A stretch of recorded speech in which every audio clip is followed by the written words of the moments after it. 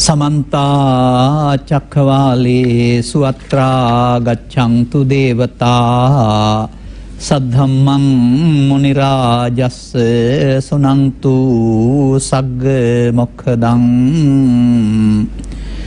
धम्मस्सवන कालो अयं भदन्ता धम्मस्सवන कालो अयं भदन्ता धम्मस्सवන कालो अयं भदन्ता साधु साधु साधु नमो तस्से भगवतो अरहतो सम्मा सम्बुद्धस्से नमो तस्से भगवतो अरहतो सम्मा सम्बुद्धस्से नमो तस्से भगवतो अरहतो सम्मा सम्बुद्धस्से साधु साधु साधु अच्छन्ति कालातरयन्ति रत्थियो अयोगुणो अनुपुब्बं जहन्ति एतं भयं मरणे पेक्खमानो लोकामिसं पजहे सन्ति पेक्खाति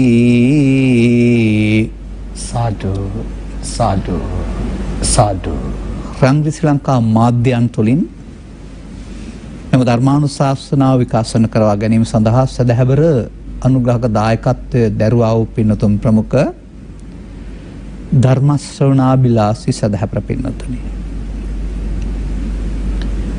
තථාගත බුදු පියාණන් වහන්සේ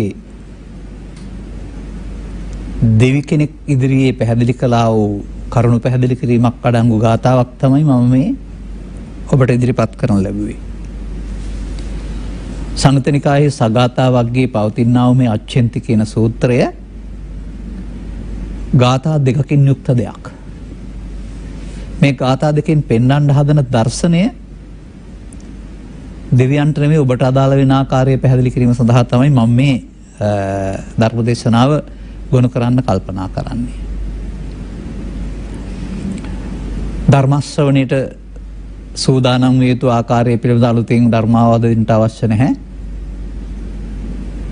මේ මාධ්‍ය තුළ වසර 6ක් සම්පූර්ණ කරනවා ධර්ම දේශනා කරමින්. එනම් කොතරම් ඔබ අපට සවන් දීලා තිබෙනවද? ඉබේම ධර්ම දේශනාවකට යොමු වෙනකොට සවන් දෙන්න ඕන ස්වභාවය ඔබේ හිතේ සකස් වෙනවායි කියලා මම කල්පනා කරන්නේ. මේ අච්ඡන්ති සූත්‍රයේ සඳහන් වෙන දර්ශන දෙක හොඳින් තේරුම් ගන්න. අතකෝ වඤ්ඤතරා දේවතා භගවතෝ සන්තිකේ ඉමං ගාතං අබාසි. ඒක තමයි පළවෙනි කාරණේ. එකල්හි එක්තරා දේවතාවෙක් දෙවියෙක්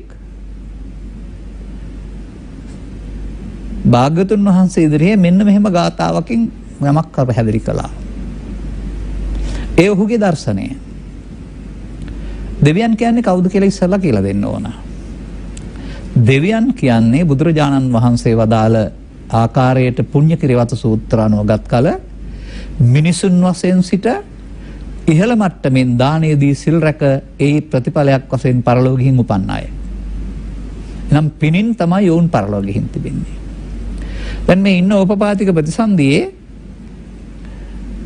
මාලිගාවල් තියෙනවා කියලා කීවට පිරිස එක්කලා ඉන්නවයි කියලා කීවට ඔබ දකින ආකාරයෙන් ඔබ වටා ඉන්නා වූ දරුවන් ඉන්නවා කියලා මාලිගාවල් තියෙනවා කියලා හැම උපකල්පනය කරන්න එපා.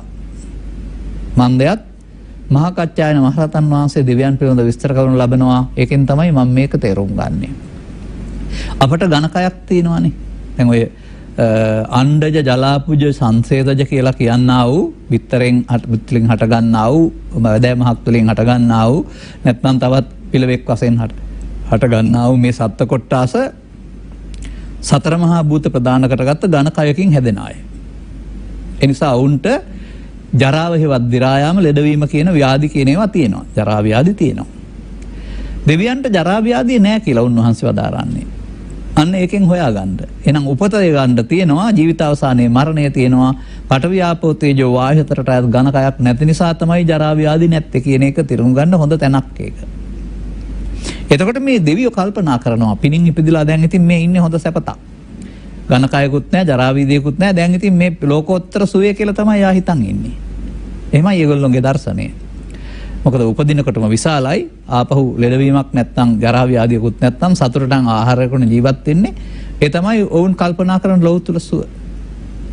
දැන් මෙතන ඉඳගෙන තමයි බුදුන් වහන්සේට මේ බණක් කියන්නේ. දෙවියෝ බුදුන් වහන්සේට බණක් කියනවා. අච්ඡන්ති කාලා කාලේ ඉවත් වී යනවා. තරයන්ති රත්තියෝ රාත්‍රිත් ගෙවි යනවා. කාලය ගෙවි යනවා අපේ ජීවිත සම්බන්ධයෙන් මේ කියන්නේ.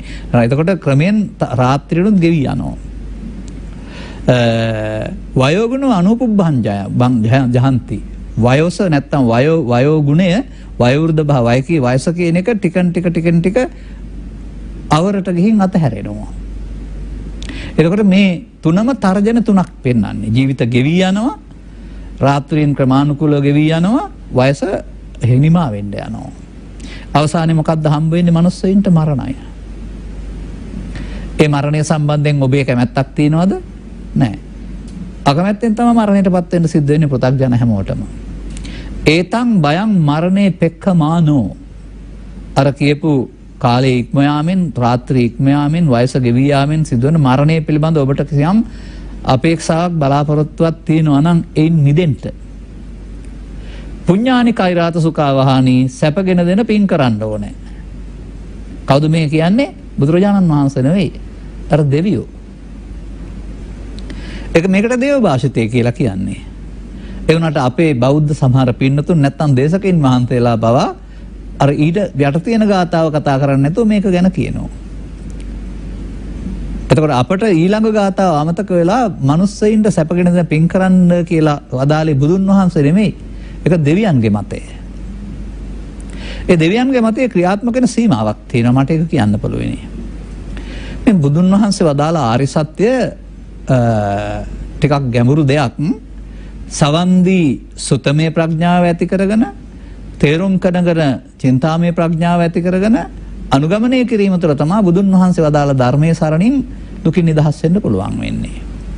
ඒ தත්ත්වයට පත් වෙන අයට ආර්ය පුද්ගලයෝ කියලා කියනවා. ඒ தත්ත්වයට පත් වෙන්න බැරි අයට අනාර්යවත් පෘථග්ජන කියලා කියනවා. ස්ත්‍රී පුරුෂ ගිහි පැවිදි වශයෙන් පෘථග්ජන භූමිය තුළ ඉන්න පුළුවනි. ඔවුන්ට නම් මේ දෙවියන්ගේ ගාතාව හරි. පොඩ ඊට එහාට දෙයක් තේරෙන්නේ නැහැ. මම උපකල්පනය කරන්නේ මේ දෙවෙනි ගාථාවේ අදහස පැහැදිලි කරගන්න අසමත් වුණා වූ යුගයක වසර 600ක් 800ක් තිස්සේ ඒක අවලංගු කරලා නැත්නම් ඒක භාවිතයට ගන්න නැතුව අර පළවෙනි ගාථාව බුද්ධ භාෂිතයක් වශයෙන් සමාජයට කියලා දීලා තිනවා කියලායි මම උපකල්පනය කරන්නේ. ඒ නිසා අපේ සමාජය බෞද්ධකම තුළ පින් කිරීමෙන් එහාට දෙයක් දකින්නේ නැහැ. දැන් දෙවියෝ තෙන්ද ගිහින් හිටියේ කොහොමද?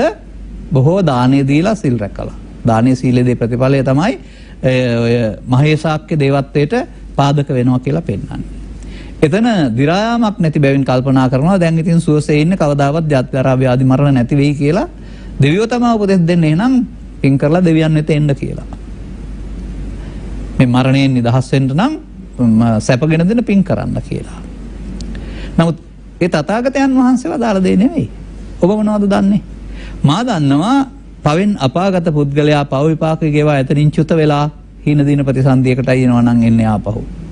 දෙවියෝ දෙවියන්ගේ පින් ඉවර වෙලා චුත වෙලා මිනිසුන් අතරට හෝ ඊට වඩා හීන ප්‍රතිසන්දියකට යන්න පුළුවන්. බ්‍රහ්මයෝ බඹලවින් චුත වෙලා ඒ ධානය ඉවර කරගෙන ආපහු හීන ප්‍රතිසන්දියකට එන්න පුළුවන්. මේ කාම රූප අරූප භවත්‍රේ සදාකාලික තැනක් නැහැ. ඔවුන් ඔක්කොටම ජාති සහ මරණ තියෙනවා. ජරා ව්‍යාධි තමයි දෙවියන්ට බ්‍රහ්මයින්ට නැත්තේ ඝනකයක් නැත නිසා. ඒ වගේම ඕපපාතික ප්‍රතිසන්දිලාභී අපාගත සත්වයින්ටත් මානසික වේදනාව තිබුණාට ඝනකයක් නැහැ උතිරසංගත සත්‍යයට ඇරුණාම. නමුත් අර සංඛාර දුක්ඛය කියන එක තියෙනවා. දැන් මේ බුදුන් වහන්සේට දේවතාවා කිව්වා වූ මේ උපදේශය බුදුන් වහන්සේ පිළිගත්තා කියලා ඔබ කල්පනා කරනවද? බුදුන් වහන්සේ ඊට වඩා ලස්සන ගාථාවක් යටින් දේශනා කරලා තියෙනවා. අපි ඒකට යන්න පෙර අන්න ඔබ ඉන්නේ මේ සදහම් ගැඹුරින් වටහා ගන්න බැරි පෘථග්ජන පුද්ගලයෙක් වශයෙන් නම් ඔබ තේරුම් ගන්න ඕන ඔබේ සිත කෙලසා ගන්නා වූ පාප ධර්මයන් එකතු කරගත්තොත් ඔබට මේ දෙවියන් වෙත යන්න හම්බ වෙන්නේ නැහැ. කායස වේදෝ පරම්මරණ දුක්ඛතින් උප්පජ්ජති නැත්තම් නිරයන් උප්පජ්ජති. ඒ නිසා පෘථග්ජන පුද්ගලයෙක් වශයෙන් දන්න ආකාරයෙන් ලෝභ දේශ මොහ මූලික කරගත්ත පාපයෙන් වළකින්න ඕන. ඊට පස්සේ manussකමක් ඉස්මතු වුණාම මේ manussකමේ තිබෙනවා සතා සතුන්ට, පරිසරයට, මව්පියන්ට, ඥාතිහිත මිත්‍රාදීන්ට, අසරණ වුණ අයට, මන්දබුද්ධික වුණ අයට, හදිසි කරදරයටපත් වුණ අයට විවිධ ආකාරයෙන් උදව් උපකාර කරන්න තියෙනවා. ඒ වගේ මේ ලෝකේ බිහි වෙලා තිබෙන්නේම 50ට 50 ගැහණු පිරිමි. මේ නිසා මේ දෙන්න එකතු වෙලා කුටුම්බයක් සංරක්ෂණය කරන අනාගත පවුලක් හදාගෙන වුන් සංරක්ෂණය කරන මේවා තහනම් නම් මේ පරිණාමයේ විසින් 50ට 50 ගැහණු පිරිමි උපදවන්නේ නැහැ. ඒක පාරිසරික සත්‍යයක් වශයෙන් පිළිගන්න. ඒ නිසා ඒවා පිළිකුල් කරන්න හරි වැරදි කියන්න හරි දහමක් බුදු සමය දේශනා කරන්නේ. බුදුන් වහන්සේගේ ඉගැන්වීමේ පවතින්නේ නැද්ද පුත්තාවත්තු මනුස්සානම් කියලා? බුදුන් වහන්සේගේ ඉගැන්වීමේ පවතින්නේ නැද්ද බුද්ධෝවිය මාතා බුද්ධෝවිය පිතා කියලා? අම්මා තාත්තා ගැන කතා කරනවා බුදුන් වගේ කියලා, මව්පියන්ට කතා කරනවා දරුවන් වස්තු කියලා. ඒ සම්මුතිය අපි කිසිවෙටකත් බැහැර කරන්නේ හෝ ප්‍රතික්ෂේප කරන්නේ නැහැ. ඔබ එතන ඉන්න ඕන. මතක තබා ගන්න. නමුත් මේ පෘථග්ජන පුද්ගලයෙක් වශයෙන් ඔබ මෙහෙම කොතරම් හොඳ දේවල් කළත් ඒකෙන් සිදුවෙන්නේ පින් සිදුවීම, ඔබට සිදුවෙන්නේ පිනෙන් පරලොව යන්න. පුඤ්ඤකේරිවත්ත සූත්‍රවල සඳහන් කරනවා මනුස්ස උත්පත්තිය සඳහා අඩු දාණය, අඩු සීලය, මධ්‍යම දාණය සහ මධ්‍යම සීලය මිනිසුන් අතර උපදින්න හේතු වෙනවායි කියලා. ඉහළ දානය සහ සීලය දෙවියන් අතර. ඔබ කැමති කොතනද පෘථග්ජන කෙනෙක් වශයෙන්? පෘථග්ජන කෙනෙක් ඉතින් පරලෝ යන්න ඕනනේ. යන්න ඕන තැන තෝරාගන්න මේ ක්‍රියාකාරකම් තුළ. මේවා නොකර බොරුව වංචාව කපටිකම කෛරාටිකම සූරාකෑම කරලා ඔය තැන්වල යන බලාපොරොත්තු වෙන්න එපා. එතකොට එහෙමනම් පළවෙනි පියවර මේ කොටස පෙන්වනු ලබන්නේ මා දකින ආකාරයට මේ සමාජයේ දසවස්තුක සම්මාදිට්ඨිය කියලා එකක් බුදුන් වහන්සේ වදාහරනවා. ඒ ඔය පිනපව දෙක විශ්වාස කරගෙන යහපත් ජීවිතයක් ගත කිරීම පුද්ගලයා වශයෙන්. ඒ දසවස්තුක සම්මාදිට්ඨිකයාට මේ පුඤ්ඤානි කෛරාත සුඛාවහානී කියනා වූ සැපගෙන දෙන පින් කරන්නේ කියන කාරණාව වළංගුයි. ඒක බුද්ධෝත්පාදෙත් වළංගුයි, අබුද්ධෝත්පාදෙත් වළංගුයි. වෙනත් ආගමක් ආගමක් තුර වුණත් වළංගුයි. ඔය ලංකාවේ පවතින වෙනත් බුදු සමයට සම්බන්ධ නැති නම් වශයෙන් සඳහන් වෙන ස්වේච්ඡා සංවිධාන. නම් වශයෙන් මම මතක් කරන්නේ උන්ට ප්‍රසිද්ධියක් ලැබෙන නිසා. නමුත් මේ ස්වේච්ඡා සංවිධාන වලින් කරන්නේත් කුමක්ද? පරාත්තය. අන් අයගේ යහපත සඳහා. ඔවුන් අබෞද්ධ වුණයි කියලා උන්ට පින් සිදු වෙන්නේ නැහැ කියන්න බෑ. මොකද මේ යම්කිසි ක්‍රියාවක් කරලා අන් අයගේ යහපත සඳහා යම්කිසි ක්‍රියාවක් කරලා තමන් උපදවා ගන්නා වූ සතුටටනේ පින කියන්නේ. ඒක පෘථග්ජන පුද්ගලයෙක් වශයෙන් උපදවා ගත්තාම ඒකෙත් එක්ක ඇලීමකුත් තියෙනවා. ඒ ඇලීම නිසා අනාගත විපාක දෙන්න හේතුවක් ඉතුරු වෙනවා. ඒ නිසා යහපත් දෙයට යහපත් විපාකයේ සංසාරය තුළ හිමි වෙනවා. එතකොට මේ කාරණය සඳහා ඔය සාරධර්ම ඉගෙන ගත්තම ඒ අනුව ජීවත් වුණාම ඇති බුදුන් වහන්සේ වදාළ ත්‍රිලක්ෂණයේ චතුස්සත්‍ය පටිච්චසම්පාදයේ කර්මක්ෂය කිරීමේ කර්මය, විදර්ශනා භාවනා, මරණ සති ඔය මොකක්වත් දැනගන්න ඕන නැහැ. පුද්ගලයෙක් වශයෙන් සදාචාරය පිළි අරගෙන, රටේ පවතින නීතිය පිළි අරගෙන, සම්බන්ධ නීතින් පිළි අරගෙන ඊට අනුකූල ජීවිතයක් ගත කරලා යහපත් දේ කරන්නේ නම් ඔහුගේ චිත්තාභ්‍යන්තරය පවෙන් පිරී යනවා වෙනුවට පිනින් පිරී යාම තුළ පිනින් පරලෝ යන ජීවිතයක් හම්බ වෙනවා. දෙවියෝ එතෙන්ට ගිහින් තමයි මේ මෙතෙන් එන්න කියලා කියන්නේ. නමුත් බුදුරජාණන් වහන්සේ දීලා තියෙන උත්තරේ කොමක්ද බලන්න. දෙවෙනි ගාථාවේ ඒකෙත් අර අච්චෙන්ති කාලා කියන එක තියෙනවා. කාලේ ඉවත් වී යනවා. තරයන්ති රාත්‍රිය රාත්‍රියේ දිනෙන් එකින් එක ගෙවි යනවා. ඒ වගේම ජීවිතෙත් ආයුෂ ටික ගෙවි යනවා. එතකොට අර කියන කාරණා තුනේ මරණය පිළිබඳව අපේක්ෂාව බලාපොරොත්තු නැත්තම් බිය තියෙනවා. නමුත් දෙවියන් වදාළ කිව්ව පරිදි දෙවි ලෝකෙ ගිහින් මරණයෙන් නිදහස් වෙන්න පුළුවන් කමක් තියෙනවා කියලා උන්වහන්සේ වදාරන්නේ. උන්වහන්සේ අලුත් ගාථා පදයක් දේශනා කරලා තියෙනවා. අන්න ඒක තමයි අපිට මෙතන පැහැදිලි කරගන්න ඕනේ. අර පුඤ්ඤානි කෛරාත සුඛාවහානී කියන එක වෙනුවට උන්වහන්සේ පැහැදිලි කර වදාරනවා ලෝකාමිසං පජහේ සම්තිපෙක්ඛාති කියලා. අන්න බුදුරජාණන් වහන්සේගේ අවවාදේ. එනිසා මේ ගාථා දෙකේ අර පළවෙනි අවවාදයේ බුදුන්ගේ අවවාදයේ වශයෙන් පිළිගන්නත් එපා, දේශනා කරන්නත් එපා කවුරුවත්. ඒක පෘථග්ජන පුද්ගලයන් සඳහා ප්‍රාථමික මාර්ගයක්. මේ ලෝකාමිසං පජහේ සම්තිපෙක්ඛා කියන පදේ සිංහලට පරිවර්තනය කරොත් කොහොමද අපිට ගන්න පුළුවන්? ලෝකය විඳීම අතහරින්න සාන්තිය අපේක්ෂා කරනවා නම් ඒ සාන්තිය කියන්නේ නිවන. මොකද්ද මේ ලෝකාමිසය කියන්නේ කියලා දැන් හොයන්න වෙනවා වන්න. දැන් ඔබට පුරුදුයිනේ වචනයක් ආමිස කියලා. ආමිස පූජාව, මල් පහන් පූජාව, දානි පරිස්කාර පූජා කරන එකට ඔබ ආමිස කියන්නේ. ඒකට ආමිස කියන එකේ තේරුම ඒවා පූජා කරපුවාම ඒකට විපාක ලැබෙන බැවින්. මොකද්ද මේ බුදුරජාණන් වහන්සේ ලෝකාමිසය අතහරින්න කියන්නේ පිරිකර පූජා කරන එක නවත්තන්න, මල් පූජා කරන නවත්තන්න කියන එකද? නෑ. ලෝකපදයට යන්න ඉස්සර වෙලා. ඔබ භූගෝල විද්‍යාව හෝ තවත් එබඳු විෂයක් හදාරනවා නම් පෘථිවියට ලෝකය කියලා ඉගෙන ගන්නවා. මේ ධර්මයේ ලෝකය කියලා කියන්නේ ඒකට නෙමෙයි. තවත් ලෝකයක් තිබෙනවා. ඔය ලෝකංච ලෝක සමුදයංච ලෝක නිරෝධංච ලෝක නිරෝධගාමිනී පටිපදංච දේසිස්සාමි කියලා තියෙනවානේ. ඉමස්සින් ඒව බ්‍යාමවත්තේ කලේබරේ. ඒ ලෝක කියන අර්ථය දෙනවා දුක කියන අර්ථයට සහ පංචස්කන්ධය කියන අර්ථයට. ලෝකස්ස වික්කවේ සමුදයංච අත්තගමංච දේසිස්සාමි කියන ලෝක සූත්‍රයේ කොහොමද ලෝකය හටගන්නේ කියලා අහපුවම ඇහැ තුල, කන තුල, නාසය තුල, දිව තුල ලෝකය හටගන්නවා කියලා පේන්නලා තිබෙන්නේ. ඒක මම විස්තර කරන්නම් පසුව. එහෙනම් මේ ලෝකපදයේ තේරුම අන්න එහෙම අපි තථාගතයන් වහන්සේ වදාළ පරිදි ලෝකය අපි ළඟ තියෙනවා. අපි ලෝකෙ විඳින හැටි තේරුම් ගන්න ඕන. මේක අපේ ධර්මදේශනාවල ගොඩාක් කල් තිස්සේ විස්තර කරන බැවින් මුල ඉඳලා එන්න අපට කාලයක් නැහැ. මුල උදව් කරගෙන මේ ටික පැහැදිලි කරගන්න. ඔබට ඇසයි කනයි නාසයි දිවයි කයයි සිතයි කියලා දොරවල් හයක් තියෙනවා. ඔබ මේ වයින් රූපේ, ශබ්දේ, ගන්ධේ, රසේ, ස්පර්ශ කියන අරමුණු රසය විඳිනවා. මේ අරමුණ තුළ සිදුවෙන ක්‍රියාකාරීත්වය තේරුම් ගන්න. මේ අරමුණක් රස විඳීමේදී අපි රූපයක් බලනවා, ශබ්දයක් අහනවා, ගන්ධයක් විඳිනවා, රසක් විඳිනවා කියලා කතා කළාට, තරහින් ක්‍රියා කරනවා කියලා කතා කළාට මේවට ඊට අදාළ වෙනත් යෙදුමක් ත්‍රිපිටකේ පවතිනවා.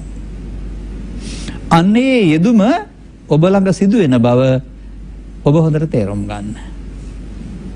කොහොමද තේරුම් ගන්නෙ? තේරුම් ගන්නේ ඉදිරියෙන් ඉන්න මව ඔබට දකින්න ඕනේ නම් මවගේ රූපයට ආලෝකය වැටලා තියෙන්න ඕන. ඒ සෙවණැල්ලේ ඒ රූපයේ සෙවණැල්ල ඔබේ ඇස තුළ කාචය තුළින් ගමන් කරලා ඇසේ ඇතුලේ හැදෙන්න ඕන. කණ්ණාඩිය තුළ තිබෙනා වූ ප්‍රතිබිම්බය වගේ එකක්. ඒක හැදෙන්න ඇසේ ප්‍රසාදය පිහිටන්න ඕන. එතකොට මේ ඇසේ ප්‍රසාදය තුළ පහළ වෙන්නා වූ මේ රූපය හඳුනා ගන්න එක තමයි චක්කු විඥානය කියන්නේ. එතකොට ඒ රූපය අම්ම වශයෙන් නම් ඔබ සැප වේදනාවක් විඳිනවා. ඒ රූපය හතුරෙක් නම් ඔබ දුක් වේදනාවක් විඳිනවා. මතක තබා ගන්න. ඒ වේදනා කියන පදේ තේරුම සැප හෝ දුක් හෝ උපේක්ෂාව වශයෙන් අරමුණ විඳිනවයි කියන එක. රූප අරමුණ විඳිනවයි කියන එක. ඒ වගේම හතුරා වශයෙන් හඳුනනවා, මව වශයෙන් හඳුනනවා රූප සංඥා. මව වශයෙන් නම් හොඳ සෙනෙහසක් උපදිනවා, හතුරා වශයෙන් නම් තරහක් උපදිනවා. සංචේතන සංකාර.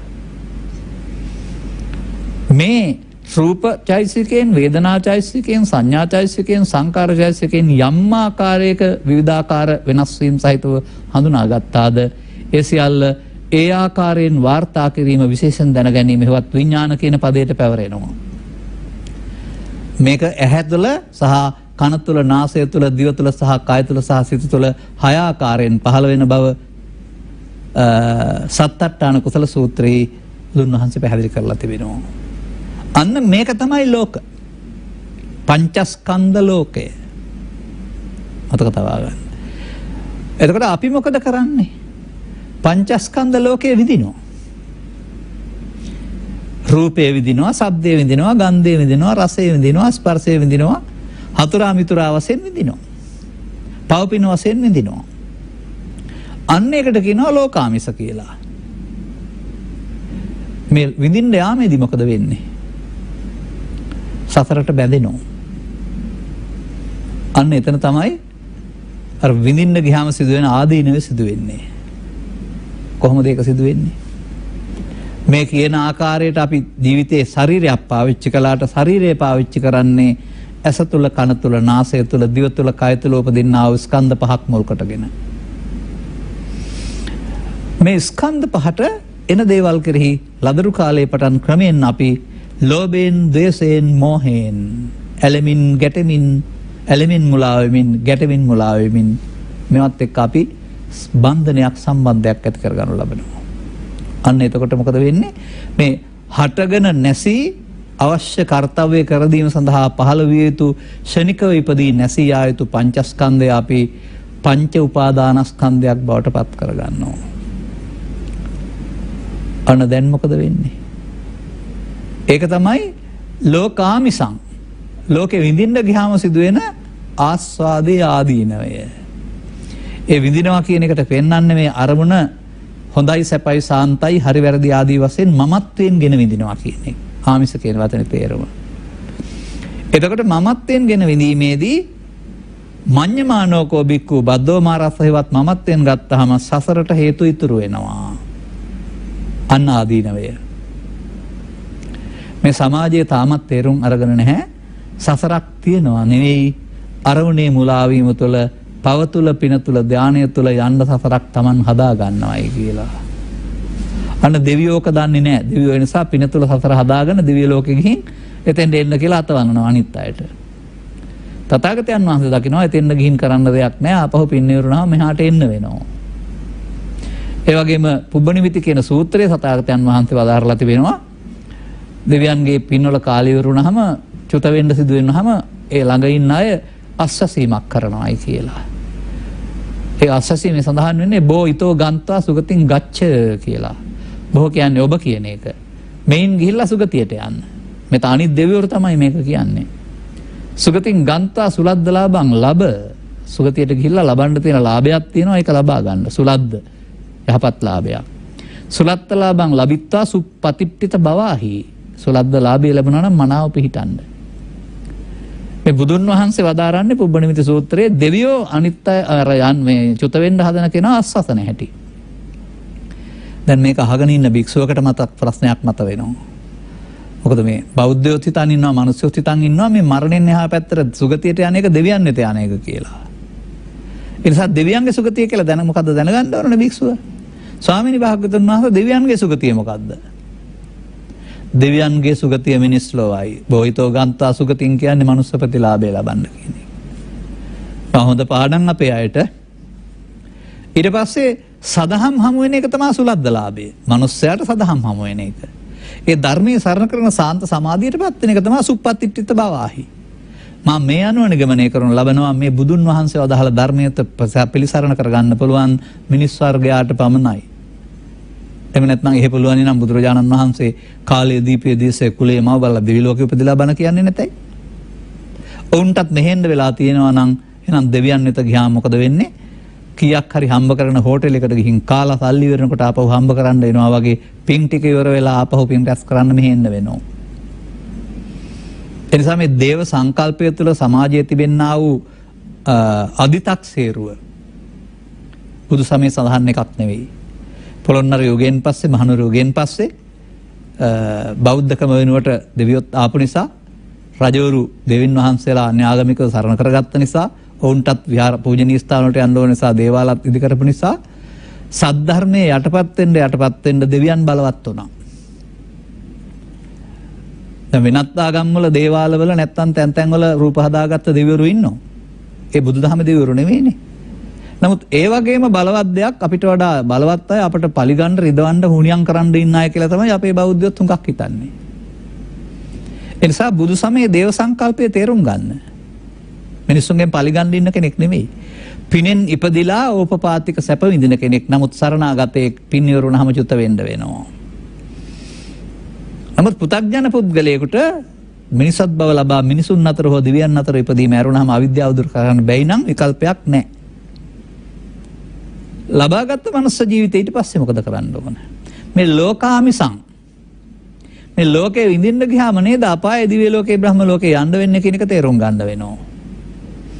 කොහොමද ලෝකේ විඳින්නේ? ලෝකය කියන්නේ ඇහෙන් පහළ වෙන රූප වේදනා සංඥා සංකාර පහ. එතකොට මේ රූපයට ඇලුනහම රූප තණ්හා. ලෝකය කියන්නේ කනෙන් පහළ වෙන ශබ්ද රූපයේ මුල් කොටගත් රූප වේදනා සංඥා සංකාර පහ. එතකොට ශබ්ද තණ්හා. ලෝකය කියන්නේ නාසයෙන් පහළන ගන්ධය මුල් කොටගත් රූප වේදනා සංඥා සංකාර පහ. ගන්ධ තණ්හා. අන්න ඒ විදිහට ඇසෙන් කනෙන් නාසයෙන් දිවෙන් කයෙන් අරමුණු ගැනීමේදී ච ඉමේ භික්කවේ තණ්හා කායෝ තණ්හා ස්කන්ධ හයක් හට ගන්නවා. ඔන්න ලෝක ආමිසේ නැත්තම් ලෝකෙ විඳින්න ගියාම වෙන දේ. ස්කන්ධ පංචකේ නැමැති ලෝකය මමත්වයෙන් අරන් විඳින්න ගියාම පංච උපාදානස්කන්ධේ බවට පත් වෙලා තණ්හා වෙලා තණ්හානුසයක් හට ගන්නවා.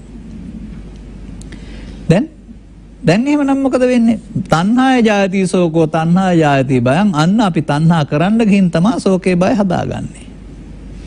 ඒ විතරක් නෙමෙයි ඒකේ පාපයට බර වුණාම පාප තණ්හා වලින් දුගතිගාමී වෙන්න, පිනට බර වුණාම පුණ්‍යතා තණ්හා වලින් සුගතිගාමී වෙන්න, ධානයට බර වුණාම ධාන තණ්හා වලින් රූපී අරූපී බමතල වලට යන්න. ඔන්න ලෝකාමිසං. ලෝකේ විඳින්න ගියාම වෙන දේ. මේ විඳිනවා කියන එකේ තේරුම සතුට වෙනවා කියන එක නෙමෙයි.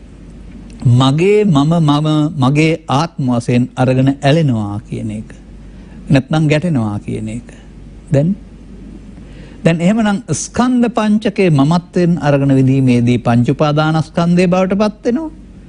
පංච උපාදානස්කන්ධයට පත් වීමේදී සසරට ඇලෙනවා. පංච උපාදානස්කන්ධා දුක්ඛ. අපාය පංච උපාදානස්කන්ධයෙන් මිදලාද නැත. දෙවියන් පංච උපාදානස්කන්ධයෙන් මිදලාද නැත.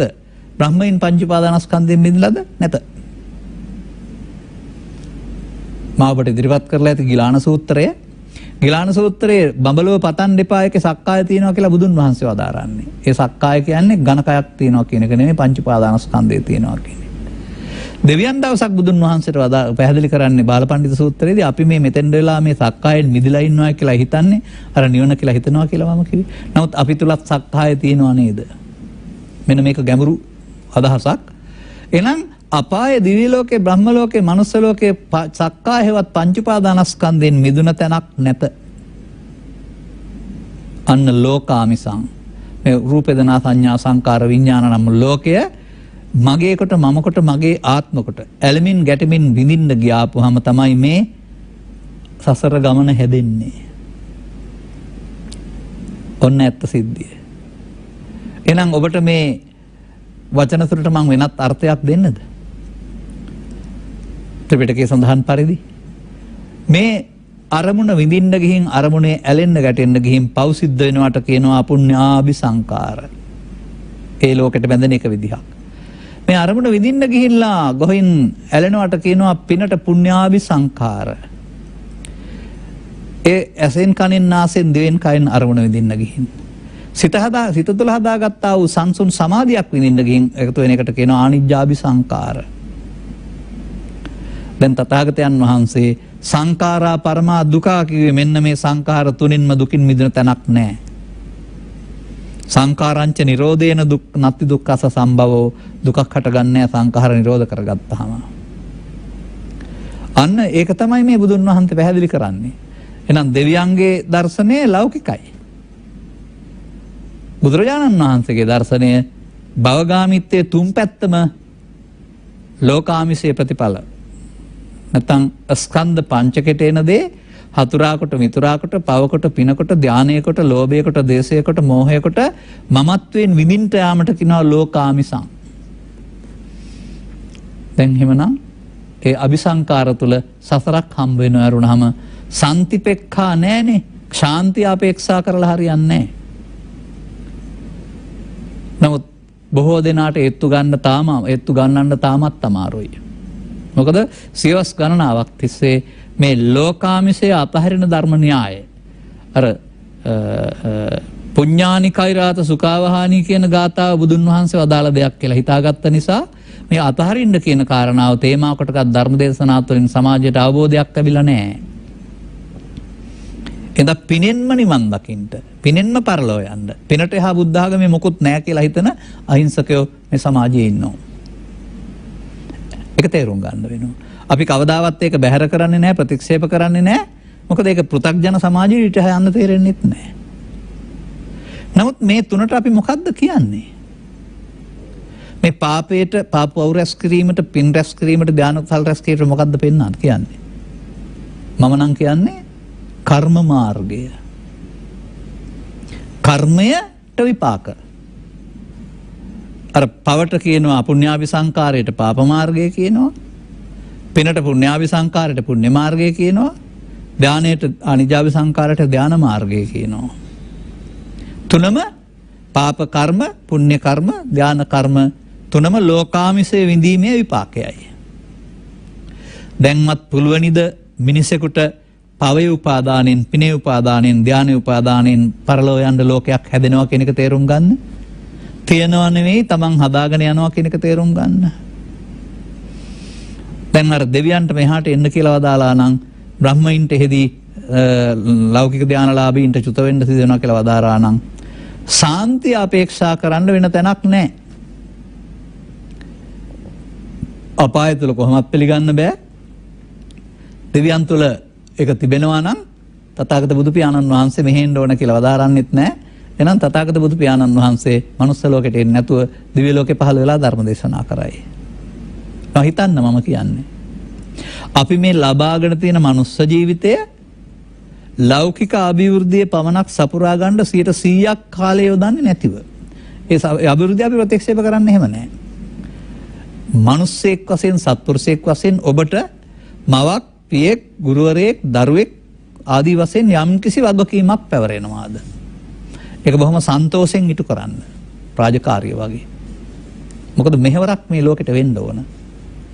මොකද ලෞකිකය කියන කාරණාව සකස් වෙන්නේ කෑම්බීම් මැදුම් පැලඳුම් යාන වාහන ඕන. මේ සංස්කෘතිය තුළ පූජ්‍ය පක්ෂය වන අපට මේක දානානිසංස පිළිගැනීම තුළ ලැබෙනවා වුණාට හැමෝටම මෙහෙම ලැබෙන්නේ නැහැ. ඔවුන් උපයා සපයා ගන්න ඕනේ. ඉතින් උපයා සපයා ගැනීමට පහර ගහන දහමක් නෙමෙයි බුදු සමය. උපයා සපයා ගැනීමේදී පිරෙහෙන්නේ නැති වෙන්න දැහැමිව උපයා සපයා ගන්න ඕන. තමන්ට, තමන්ගේ දරුවන්ට, බිරිඳට, බිරිඳනම් සැමියාට, සහෝදර සහෝදරීන්ට, මව්පියන්ට, ඥාතීන්ට, අසල්වාසීන්ට සහ පෘථග්ජන මට්ටමේ නම් පරලෝ යහපත පිණිස කොතනකවත් බැහැර වෙලා නැහැ මේවා. ඒ නිසා ඒ ලෞකික ගමන් මග බැහැර කරලා, කැත කරලා, පිළිකුල් කරලා කැලේට යන්න කියලා උගන්වන බුදුදහමක් නෙවෙයි මේක. මේ தત્ත්වයේ ඉන්න අයට ඊට එහාට තිබෙනවා පඤ්ඤාවන්තස්සයන් ධම්මෝ. තථාගතයන් වහන්සේ වදාළා මේ ලෝකාමිසම් පජහේ ඒක අතහරින්නේ කොහොමද? සාන්තිය අපේක්ෂා කරනවා නම් කියන මෙන්න මේ කොටස තමයි ප්‍රඥාවන්තයන් සඳහා කියලා පෙන්වන්නේ. ඒක සාන්ති කියන්නේ නිවීමට නමක්. අපේක්ෂා කියලා කියන්නේ අපේක්ෂාවට නමක්. එතකොට නිවීම අපේක්ෂා කරනවා නම් ඔබ ස්කන්ධ පංචකයේ ලෝකයේ කොට අරගත්තා වූ විඳීම අතහරින්න ඕනේ. විඳීම අතහරින්න කියන්නේ gedara dara අතහැරලා කැලේට යන්න කියන එකද? නැහැ. අන්න එතන තමයි මේ කාරණාව තිබෙන්නේ. ඒ විඳීම තුල මොකද වෙන්නේ? ඒක ලෝකාමිසන්නේ. විඳීම තුල නැවත විඳින්න ඕන එකමක් ඇති වෙලා සසරට බැඳිලා ඒ විඳින්න අවශ්‍ය පැත්තට යනවා. ඒ විඳින්න මේකට ආස්වාදය කියලා කියනවා. අනාගත සසරක් හැදෙනවට ආදීනවයි කියලා කියනවා. මමත්වෙන් ගෙන විඳීමේදී අරමුණු රසය ඒ විඳින්න ඕනකම චිත්තාභ්‍යන්තර ගත වෙනකට කියනවා තණ්හානුසය හේතු ඉතුරු වෙනවායි කියලා. එහෙනම් අර කුරුල්ලෙක් බිත්තරයක් දාපුවම බිත්තරෙන් පැටියෙක් හැදෙනවා වගේ ගොයන් ගහ පැහුනහම බීජයකින් ආපහු ඊළඟ පරම්පරාව පැරවෙනවා වගේ මේවා කර්ම බීජ බවට පත් වෙලා අනාගත සසරක් හදනවා. කර්ම බීජ රැස්සන ආකාරයෙන් ක්‍රියා කිරීම පාපය තුල, පින තුල, ධානය තුල ලෝකාමිසය විඳීමයි. ඒ මොහොතේම තමයි ලෝකාමිසම් පජහේ අතහරින්ට. මොකක් ඊට වඩා උත්තරීතර සැනසීමක් හෙවත් බුදුර ලෝකෙට හෙළි කරවදාලා වූ කාන්තිය, පරම ශාන්තිය, නොවෙනස් වෙන ශාන්තිය, විනාශ වෙන්නේ නැති ශාන්තිය අපේක්ෂා කරනවා නම් එහෙනම් ඒක දෙවියන් කියව මාර්ගය තුලත් නැහැ, පාප මාර්ගයක් තුලත් නැහැ, ලෞකික ධාන මාර්ගයක් තුලත් නැහැ. අන්න බුදුබණ. දැන් මේ විඳින මොහොතම අතහරින්නේ කොහොමද? පජහේනේ පෙන්වන්නේ. අන්න ඒ ටික ධර්ම ශ්‍රවණය කරලා තේරුම් ගත්තාම ඔබ ප්‍රායෝගිකව මේ ක්‍රියාමාර්ගයට එන්න ඕන. දැන් මම අර කර්ම තුනට නමක් කියවා නේද? පාප කර්මය, පුණ්‍ය කර්මය, ධාන කර්මය. කර්ම බීජ බවට පත් වෙන්නේ ඒවා ඒවාහි ඇලීමෙන් ගැටීමෙන් පරිහරණය කිරීම තුළින් උපාදාන වීම සහ සසරට බැඳෙන නිසා. හොඳයි ත්‍රිපිටකය තුළ වෙනත් කර්මයක් නැද්ද? පාප කර්මයයි පුණ්‍ය කර්මයයි ධාන කර්මයයි විතරද තිබෙන්නේ? එහෙම තමයි සමාජය හිතන්නේ. අහිංසක බොහෝ යමක් හටගත්ත නැති අය හිතන්නේ පව්පින් දෙකක් විතරයි තියෙන්නේ කියලා.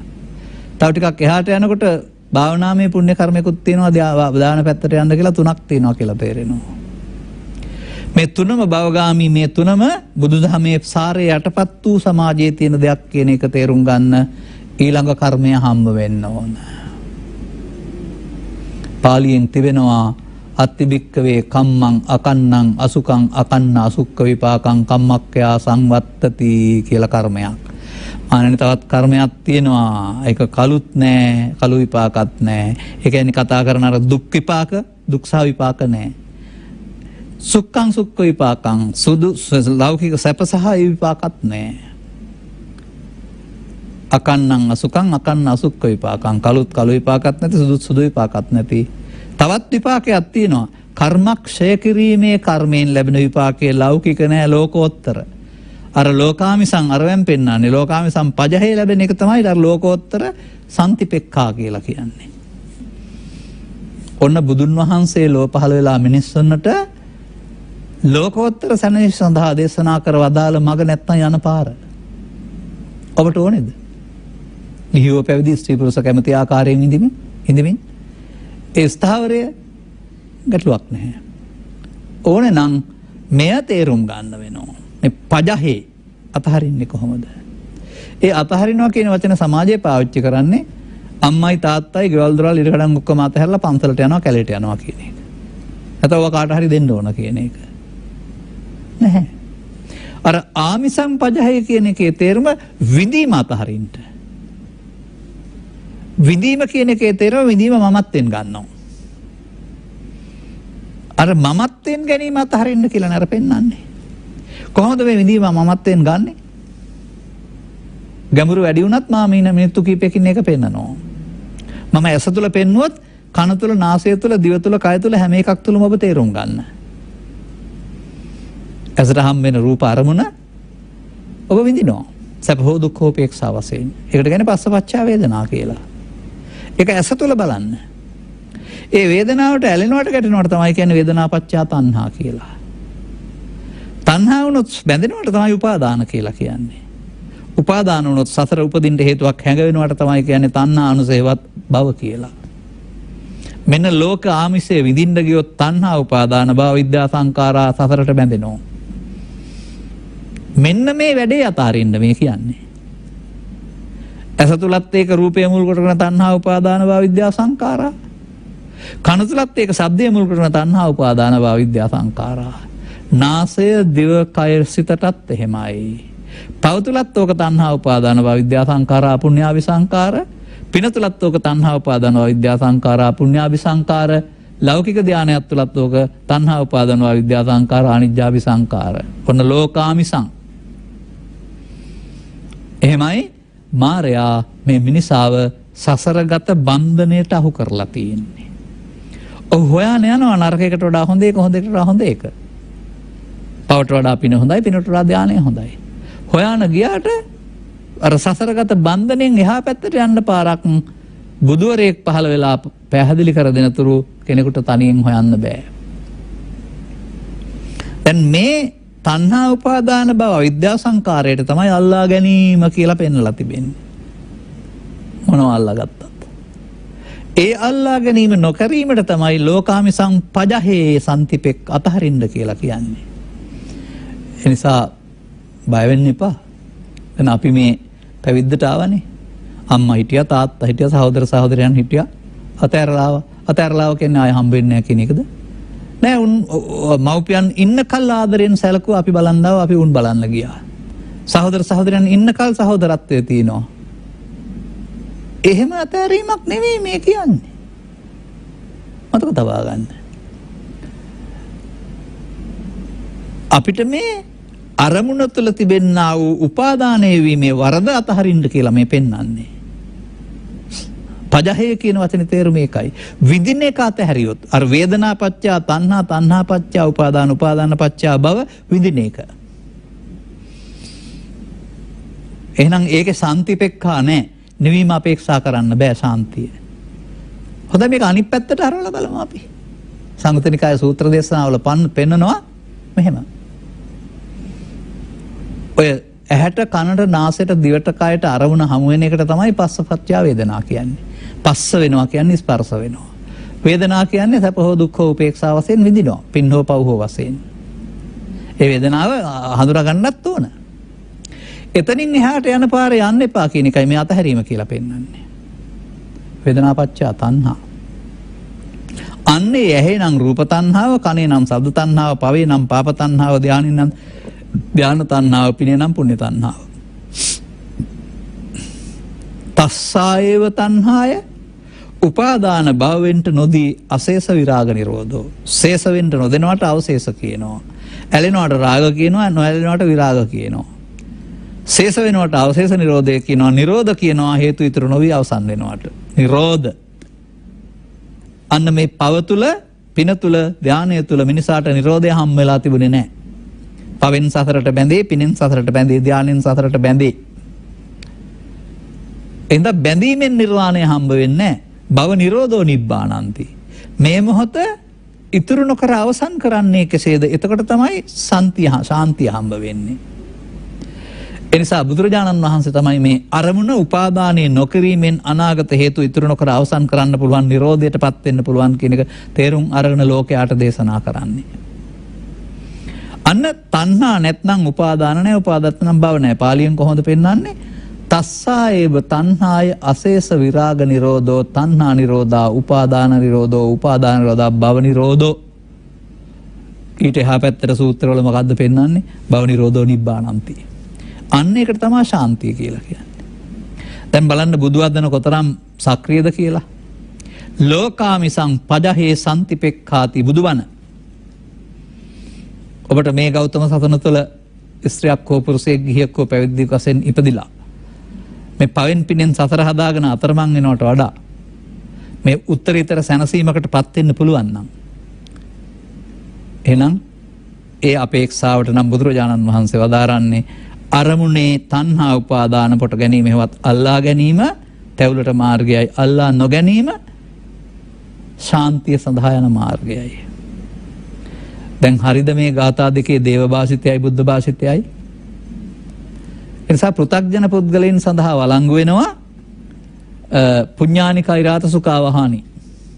ඒකයි අපිට ප්‍රතික්ෂේප කරන්න බැරි. ප්‍රඥාවන්තින් සඳහා දේශනා කරපු ධර්මයේ තේරෙන්නේ නැත්නම් ඒගොල්ලෝ මොකද කරන්න ඕන? ඒ පුණ්‍ය මාර්ගය තුළ ජීවිතේ අපාගත වීම වළක්ව ගන්න ඕන. Tamanට විපාක ලැබෙන්නා වූ පුණ්‍ය ක්‍රියාවල දෙන්න වෙනවා. 100%ක්ම බෞද්ධයෝ එහෙම විය යුතුද?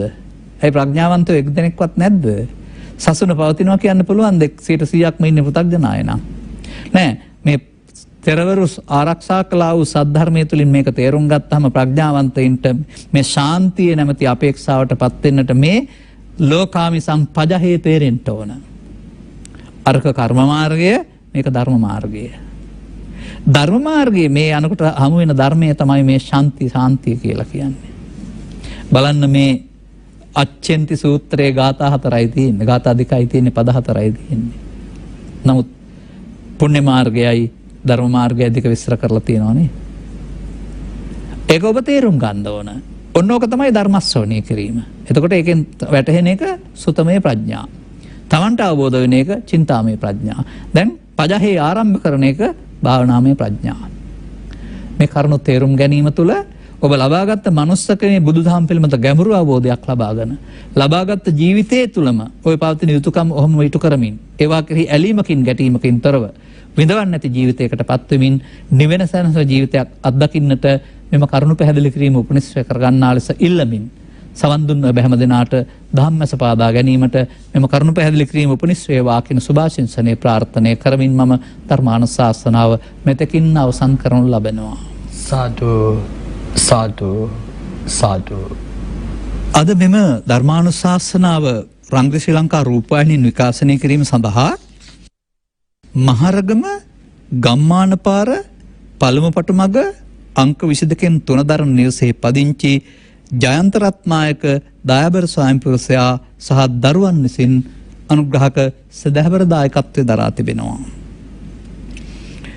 මේට වසරකට පෙර අභාව ප්‍රාප්තවන්ට යෙදුණා වූ ශ්‍රී ජයවර්ධනපුර විශ්වවිද්‍යාලයෙහි වෛද්‍ය විද්‍යාපීඨයේ ජ්‍යෙෂ්ඨ සහකාර ලේඛාධිකාරී ලෙස කටයුතු කළ ප්‍රීතිකා වෙහෙරගොඩ මහත්මිය අදාළ ඥාතිත්වයෙන් යුක්තව ගෞරවයෙන් සිහිපත් කරන අතර පරලෝකීය ගමනේදී ඔබේ පින උදව්වක් වශයෙන් බලාපොරොත්තු වන උත්පත්තියක ලබා තිබේ නම් පින් අනුමෝදන් කරන ජීවිතය සැපවත් කර ගනිත්වා යන ප්‍රාර්ථනා කිරීම සඳහා අනතුරුව එතනින් මිදී මිනිසත් බව ලබා බුද්ධ ආදී මහෝත්තම කල්යාණ මිත්‍ර සේවනය ලැබ සද්ධර්ම අවබෝධ කරගෙන නිවන් මඟ හෙළ කර ගනිත්වායි කියන ප්‍රාර්ථනා කිරීම සඳහා තමයි මෙව දායකත්වයේ දරා තිබෙන්නේ. ධර්ම දේශනා කරවා ගැනීමෙන් ධර්ම දාණයෙන් ධර්ම ශ්‍රවණයෙන් ජනිත කරගත්තා වූ ආනිසංසයන් මත පිහිටා ඒ ඥාතිවරිය ඇතුළු කොට ඇති පරලෝසෙපත් සියලු දෙනා ගෞරවයෙන් සිහිපත් කරන්ට යමෙක් පින් කැමති වසත් නම් ඕන් පින් අනුමෝදන් කරන ඒ ජීවිත සුඛී සුවපත් කර ගනිත්වා. එතනින් චුත වෙන දවසකදී මිනිසත් බව ලබත්වා. ඒ තුළ බුද්ධ ආදී මහෝත්තම කල්යාණ මිත්‍ර සේවනය ලබා ගත්තා නිත්වා. ත්‍රිලක්ෂණ වෙන දහම් කරුණු ගැඹුරට අහගනිත්වා. ඒ තුළින් නිවන සැනසෙන මං පෙත් විවර කරගන්න හේතු ආසනාව වේවායි සාදු කියලා ප්‍රාර්ථනා කරන්න. අනුග්‍රහක බෞතුන් වශයෙන් කටයුතු කළා වූ ඔබ හැම දිනාටම මෙම අවබෝධය ධර්ම ශ්‍රවණය කළ හැම දිනාටම මෙම අවබෝධය මෙලොව වශයෙන් නිදුක් නිරෝගී සුව පිණිස චිරජීවනයේ පිණිස හේතු වේවා. යන්නේ නගමන් බිමන්ද රැකියාදී කටයුතු යහපත් අනාගත බලාපොරොත්තුද දරුවන්ගේ අධ්‍යාපන කටයුතු සාර්ථක වේවා. පවතින රෝග පීඩාවක් දුර වේවා. අලුත් රෝග පීඩාවකටපත් නොවේවා. පාප මිත්‍රාදී සේවනයන්ගෙන් වෙන් වී බුද්ධ ආදී මහෝත්තම කල්යාණ මිත්‍ර සේවනය ලබා පුඤ්ඤානි කෛරාත සුඛාවහනී තේමාවෙන් නැතුව ලෝකාමි සම්පජය සම්තිපෙක්ඛා කියන තැනටපත් වෙලා ඒ ධර්ම දර්ශනීය ගැඹුරු කර ගැනීම තුළින් ඔබටත් මේ ජීවිතයේ යථාර්ථය නිවන සැනසෙන ජීවිතයක අගේ වටහා ගන්නට මෙම ධර්ම අදාහන මේ පුණ්‍ය කර්මයේ හේතු ආසනාව වේවායි සාදු කියලා ප්‍රාර්ථනා කරගන්න. සාදු. ආකාසට්ටා ච බුම්මට්ටා දේවා නාග මහිද්దికා පුඤ්ඤන්තං අනුමෝදිත්වා චිරං රක්ඛන්තු ත්වං සදා සෑම දිනාටම තෙරුවන් සරණයි. සාදු සාදු සාදු.